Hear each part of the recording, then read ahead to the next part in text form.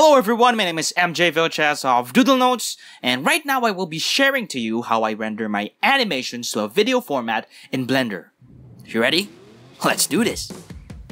Step 1. Prepare your animation. This tutorial assumes that you already have an animation and that you're using Blender version 2.79, the latest official Blender version as of the making of this tutorial. Some settings in this version may not be the same with the previous versions. Anyways, if your animation is done and finalized, you are ready for Step 2. Set the dimensions. On the Render tab, under the Dimension settings is where you can set your video's resolution and frame rate. You can input the dimensions yourself or choose from the templates already provided by Blender. I always select the HDTV 1080p template for a full HD render, and I also set the frame rate on most of my videos to 24 FPS.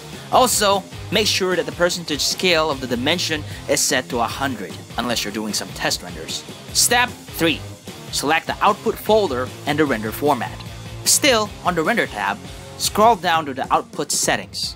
First, select the folder icon to open the file browser. Here you can select the location where the video file will be saved and also give it a proper name. Just press accept when you're done selecting a location and giving the file a name. Back on the output settings, press on the file format option to bring out a list of formats that you can choose from to render your final output into. It is actually advisable to render your animations in a PNG sequence first to avoid issues if your render crashed. But if you're only rendering a quick short animation, then I think it would be safe to render into a video format right away. To render to a video format, on the list, select FFmpeg Video. Upon selecting that, the encoding settings will come out.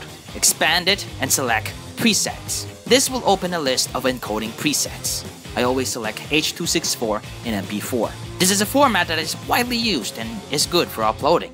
After that, still under the encoding settings, head over to Output Quality. Here you can select the quality of the final video. Set it to a quality you want. Just note that the higher the quality, the bigger the file. Anyways, if you want to stay on the safe side and don't want to render to a video format right away, first pick the PNG format. Make sure you create a new folder where you will save the PNG sequence to avoid having too many files on one folder, then press render. Once the render is done, you can then head over to the video editing template in Blender.